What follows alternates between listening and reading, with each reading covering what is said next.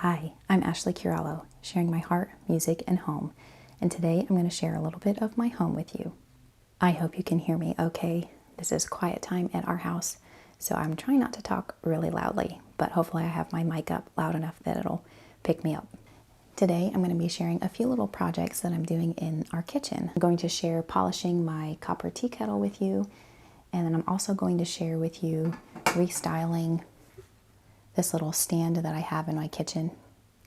This is something that I keep here year-round, and then I just like to change it out as the seasons change, as I find new pieces, and just whatever suits my fancy. So I'm going to take you along with me. My mom gave me this copper tea kettle several years ago. My mom used to decorate with a lot of antiques, but she has since transitioned into more of a clean, modern look, and she does a great job in her home. So thankfully, I have inherited a number of really neat antiques, and this is one of them. So this copper tea kettle was definitely in some need of a little TLC, and so a friend had recommended a product called Brasso to me. I've never done this before, but I think we'll give it a try. The directions said to put it on a rag, but I think I'm just going to put it on a paper towel and give it a little buff here. It seems to be taking off the nasty top layer and revealing the beautiful copper layer underneath. I could probably do this process several times to really get this copper tea kettle clean. For right now, I'm just going to get the top layer off. I don't really have time to monkey with every little detail of this project right now, but I just at least wanted to get it in a little bit cleaner condition, a little bit more polished look.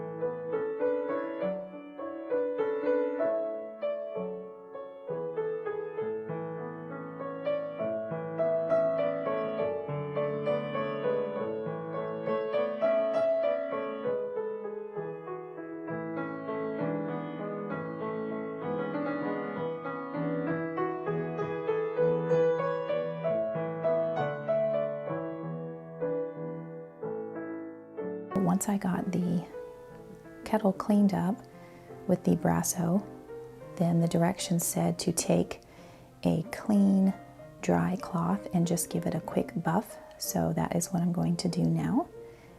And that seems to be bringing out the shine just a little bit more.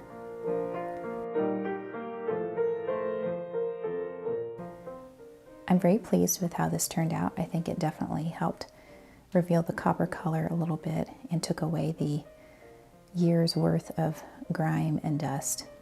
So I believe doing this process several more times will hopefully restore the tea kettle to a little bit more of its former glory. I spend a lot of time in my kitchen. It is one of the hardest working places in my entire home. Our family is able to be together all of the time. I homeschool. My husband works from home. So our kitchen is very busy. We eat 3 meals a day here, except for a couple meals that we might go out to eat. So I am always cooking something, always working on something. So I really like for this space to be beautiful and a place that I love to be in. So I love surrounding myself with special little treasures, things that I've found over the years, things that people have given me, just things that I've collected. Things that make me smile, so I don't dread coming into my kitchen and cooking for my family and then just doing all the mundane tasks of cleaning and washing dishes.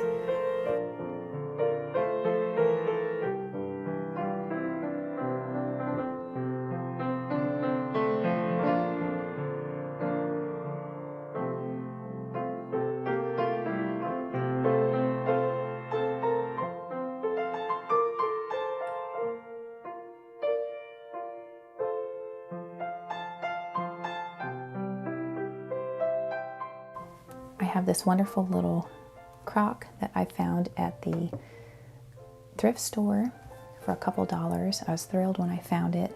The blue line just makes me smile, and it really ties in with all of my other blue pieces. I got this wonderful little 2-tier stand several years ago. I believe I got it from either Marshall's or TJ Maxx. It used to be a gray color, but I painted it just an off-white color, just a color that I found on sale at Lowe's. And so what I like to do is I like to change out my pieces with the seasons.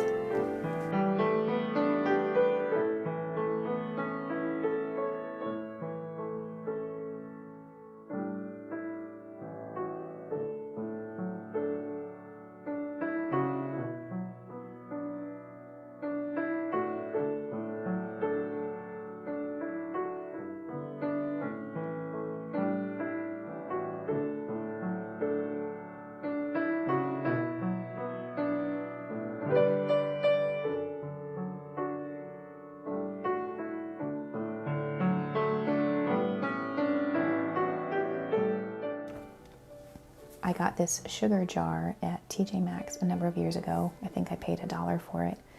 And so what I do is during the fall and winter seasons, I'll just turn it around so you only see the white side, but then in the summer I'll flip it around so you can see the little words on the front, which I think are so pretty. I also got this little tea holder from TJ Maxx several years ago, and I just love the cheery blue look.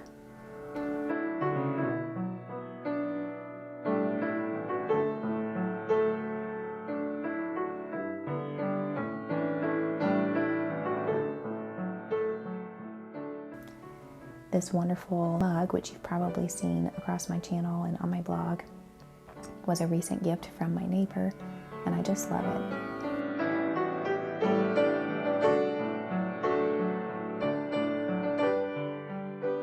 My sister-in-law gave me this beautiful teacup with the English countryside scenes on it.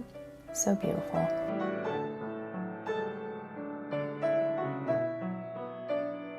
The little white pitcher was a thrift store find.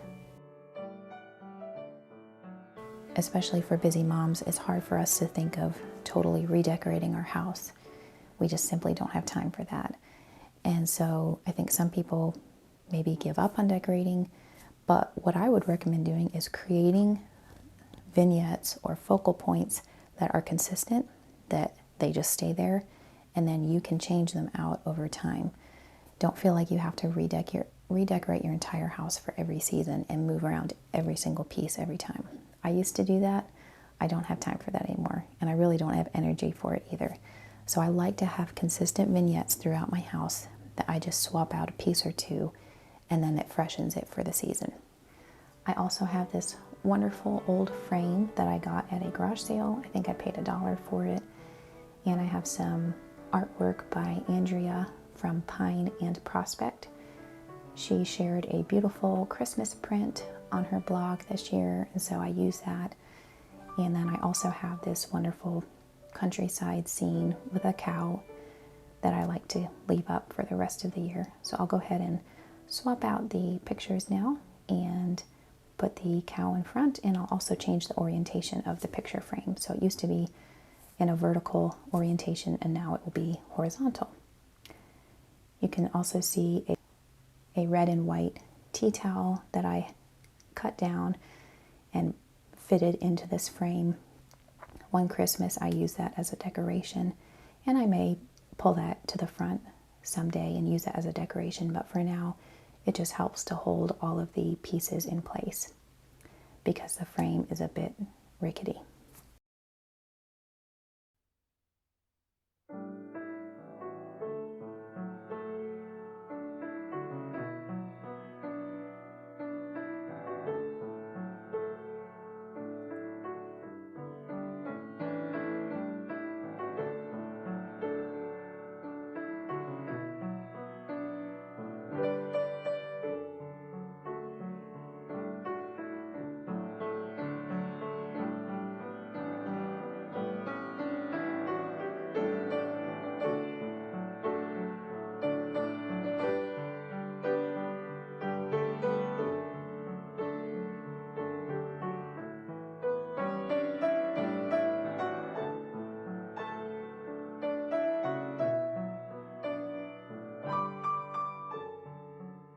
Today was just a down-home day with me in my kitchen, and I hope you enjoyed it.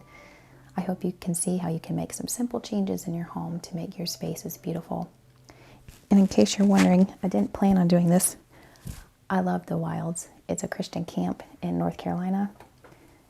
And I actually have one of my favorite mugs that says the Wild. So anyway, I didn't mean for that to happen, but if you ever have a chance to go, it's an awesome place, one of my favorite places. So thank you so much for joining me today. I hope you enjoyed this video. If you haven't done so, please go ahead and give me a thumbs up and subscribe to my channel for more relaxing content where I share my home and my heart and my music. Thank you so much. Join me next time.